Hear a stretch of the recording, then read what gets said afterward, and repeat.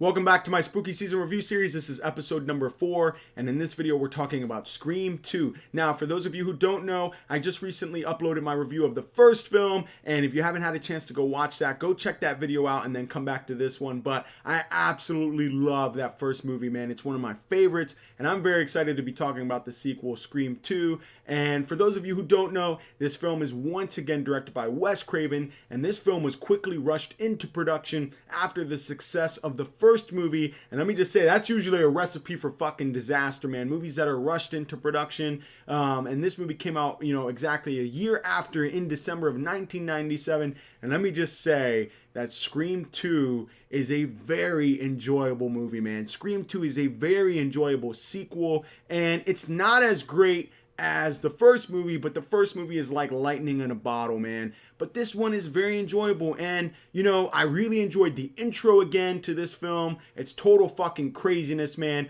It's at a movie theater. They're at the premiere of the film Stab, and for those of you who don't know, Stab in this movie is like a movie within a movie. It's based on the events that happened in the first Scream film, the killings and the murders of what was going on in Woodsboro and shit like that. And Jada Pinkett Smith is on a date, and it's total fucking craziness, man. People wearing the ghost face mask, they have their little fucking knives and shit, and it's a total blast, man. Like I said, not as good as the intro in the first Scream, but different enough in its own right where it's still very enjoyable and it feels fresh and new. And I really appreciate the intro to Scream 2, man. I think it's a lot of fun. It's intense, it's fucking crazy, man, and it's a nice way to start off this film.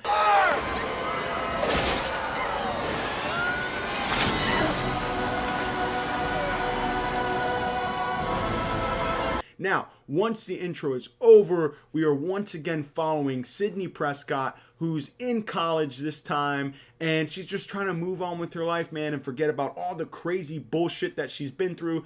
But once again, there's fucking killings going on. Ghostface is still out there, and now she has to deal with that bullshit. And we do have characters returning from the first movie, and I realized I didn't even fucking mention Courtney Cox's character, Gale Weathers, in my first review of Scream, but she is returning in this film, and Deputy Dewey is back, and we have Randy, who is my favorite character in the entire Scream franchise. He's returning in this film. Maybe you are a suspect. Well, if I'm a suspect, you're a suspect. You have a point. And we have a couple of other new characters in this film. But let me just say, and I'm just going to get this out of the way right now, I cannot fucking believe that they killed Randy in this movie, man. I cannot fucking believe it. For me, that is my biggest negative of Scream 2, is the fact that they killed Randy. He's my favorite fucking character. He's a lot of people's favorite character in the Scream franchise, and they fucking killed him in Scream 2. He couldn't even make it to Scream 3, man. They killed him in fucking part 2, and it just sucks, man, because I think originally it wasn't even supposed to be Randy. It was supposed to be like Gale Weathers or some shit. But they axed off my man Randy, and that was a total bummer, man. Where's your innovation, huh? Why copycat two high school loser-ass dickheads? Stu was a pussy-ass wet rag. And Billy Loomis, what the fuck? Jesus. What a rat-looking, homo-repressed mama's boy. Why not set your goals higher, huh? You want to be one of the big boys? Huh? Manson? Bundy? OJ? I was so mad when they killed off Randy, and I realize it takes balls to do something like that, but it's like, man, save that for the third movie or something, man. You didn't have to kill him in the second movie. But for me, that is my biggest fucking problem with Scream 2, is the fact that they killed off Randy, man, and it just felt like his story wasn't over with, man. It felt like he still had a lot to give, and they killed him off very early.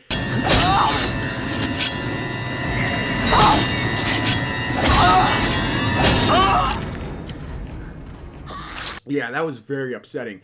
But other than that, we're once again dealing with a whodunit, man. Who's committing these murders, and as the audience members this time, you're expecting some sort of crazy fucking reveal. Another character that we follow in this film is Cotton Weary, who in the first film is the accused murderer of Sidney Prescott's mother. But in this film, he's proclaimed innocent, but you don't know if you want to trust this motherfucker. You don't know if he's trying to kill people for revenge for having him locked up in the first movie. So once again, like Randy said in the first film, everybody's a suspect. You don't know who the fuck to trust. So the whole movie, you're just kind of like, who the fuck is the killer? And by the time we get to the end of the movie, after all this crazy shit happens, after Randy's death, the killer is revealed to be Mickey, who is a film student. He was one of Randy's friends in the film club. And Billy Loomis'S mother is also revealed to be the killer, who, she just wants revenge on her son.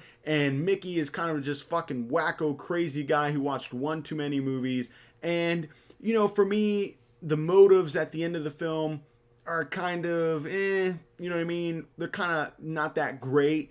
But I just go along with it. But I will say, Sidney Prescott's line delivery when she's telling Mickey, I think you forgot one thing. I fucking killed Billy Loomis. Like, I love that, man. It just shows that Sidney Prescott is not one to be fucked with. And, she's just tired of the bullshit. Yeah? Well, you're forgetting one thing about Billy Loomis. What's that? I fucking killed him. Piece of shit! My overall thoughts on Scream 2, a very enjoyable sequel, especially for someone like me who loves that first Scream film.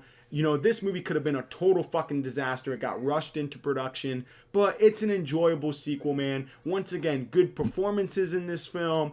And my biggest problem, like I said, is that they killed Randy off, and it just doesn't feel as fresh as that first movie, but that's inevitable, man, that the sequels wouldn't be as original and as new as that first movie, but it's still an enjoyable film, and I would totally recommend Scream 2. If you haven't had a chance to watch it, I would definitely recommend this movie. And that's my thoughts on Scream 2. I really enjoy this movie. Am I in love with it like the first film? No, but I don't mind it, man. I think it's a very enjoyable film. So if you guys haven't seen Scream 2, go give it a watch and let me know what you guys think of it if you have seen it. And let me know what you guys think of the video. And yeah, I'll see you guys in the next video, which I don't know if it's going to be my Scream 3 review, if I might go spawn off and do something else and then come back to Scream 3 and 4. You know what I mean? But there will be plenty of videos coming your way. So stay tuned and I will see you guys in the next video. Peace. Number 1. The body count is always bigger. Number 2, the death scenes are always much more elaborate. More blood, more gore. Carnage, candy. Your core audience just expects it. And number 3, if you want your sequel to become a franchise, never, ever